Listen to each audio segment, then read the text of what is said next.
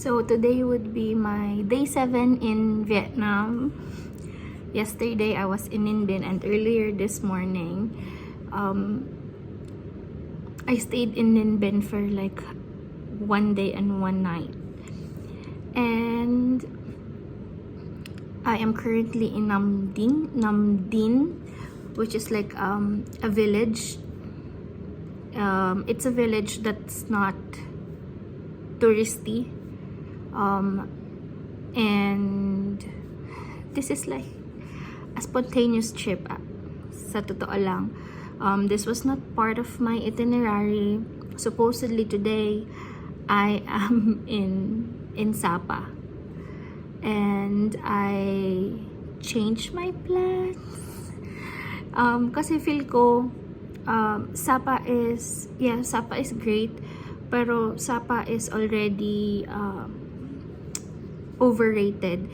And as much as possible, gusto ko sana na yung Vietnam trip ko is slow travel, and at the same time gusto kong ma-experience like what the locals do, especially dito sa mga remote villages. And hindi kasi itong place na ito ay hindi siya puntahan ng mga turista, but this place is worth a visit kasi marami siyang pagodas. It has temples as well, and yung view is para lang papunta ka sa lugar na liblib, pero at the same time makikita mo is on your right, makikita mo as in yung mga palayan, and then sa left makikita mo is lahat yung halos yung mga bahay, and hindi ka maboboard sa daan kasi grabe yung mga bahay. Alam mo na medyo yung mga bahay old na, and may mga bago din, pero grabe yung mga structures nung building, nung mga bahay. Hindi siya basta square, ito na yan, ito harapan ba, hindi ganun. Like bahay siya kunwari, pero makikita mo pa rin yung may mga balustre pa din yung windows, makikita mo yung balcony, grabe yung design. Alam mo, mag-i-enjoy ka. And then on my way here, what actually happened was I rented the motorbike from my hostel in Ninh Binh to Nam Dinh, which is around 120,000 dong, and it's per day. So I'm renting my motorbike for 2 days kasi dito ako mag-spend ng night sa Nam Dinh, and tomorrow I will go back to my hostel to return the motorbike and to also get my luggage, and from there punta na ako dun sa bus station in Tam Cuc. And then today, so far wala naman ako naging issues sa daan nung nag-motorbike ako, kasi super laki ng daan, hindi traffic, hindi crowded, not like in Hanoi or Ho Chi Minh, which I was offered to drive, but no. This one, it's way different. It's laid back, so chill.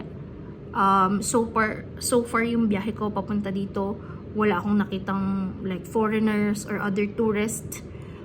And then on my way here, may nakita ako na parang mataas na statue, and nag-ask ako sa isang local, ano yun, sabi nila is pagoda, which I visited. No one was there.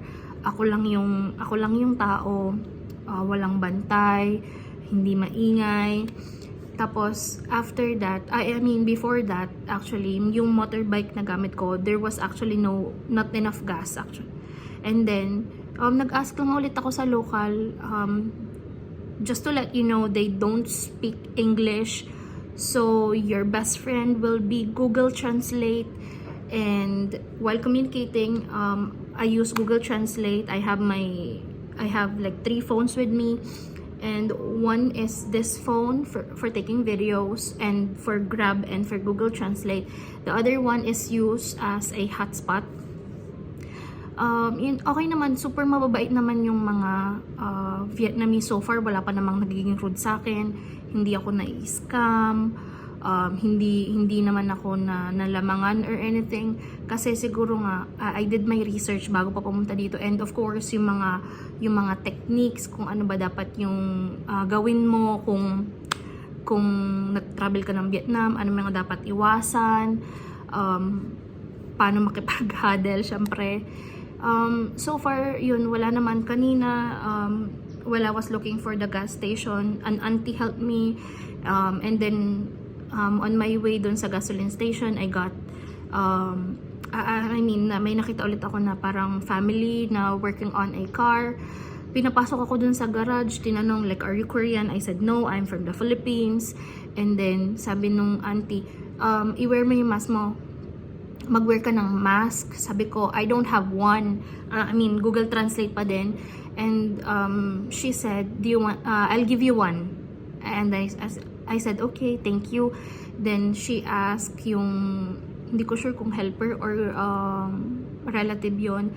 Binigyan nila ako ng mask, and then when they realized and when they understood that I'm from the Philippines, they said 1 kilometer yung gasoline station, and then luckily yung gas ng motor was enough until I reach yung gasoline station, and I think that was it.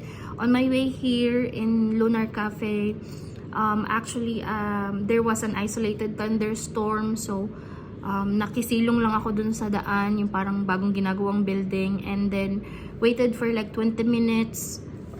When the rain stopped, I continued here, and then yun, so far okay naman. My experience is okay. No problems at all. I was offered tea and then I was offered ice cream and some snacks by the Lunar Cafe owner, which was so hospitable.